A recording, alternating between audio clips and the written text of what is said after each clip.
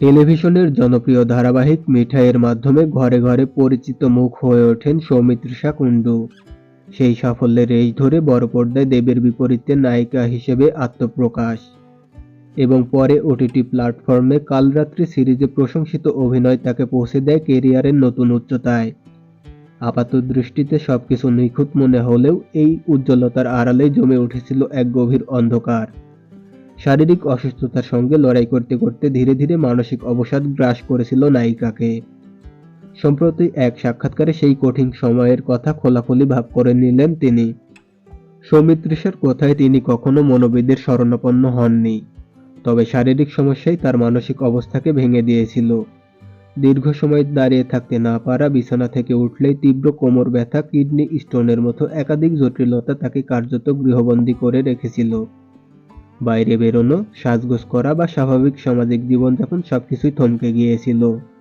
এর সঙ্গে যুক্ত হয়েছিল কাজের চাপ এবং সুযোগ হারানোর যন্ত্রণা। বেশ কিছু গুরুত্বপূর্ণ প্রজেক্ট শারীরিক সমস্যার কারণে ছাড়তে হয়েছিল তাকে।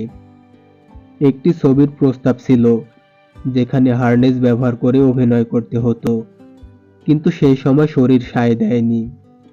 সেই সুযোগ হাতছাড়া হওয়ার কষ্ট আজও মনে দাগ কেটে আছে তার। এইসব মিলিয়ে সৌমিত্রিষার মনে বারবার প্রশ্ন জাগত, কেন বারবার তার সঙ্গেই এমন হচ্ছে, কেন ঠিক হয়ে উঠছে না পরিস্থিতি। এই ভাবনাগুলোই ধীরে ধীরে তার মনে নেতিবাচক প্রভাব ফেলেছিল এবং অবসাদের জন্ম দিয়েছিল। তবে সেই অন্ধকারেই নিজেকে হারিয়ে ফেলেননি তিনি।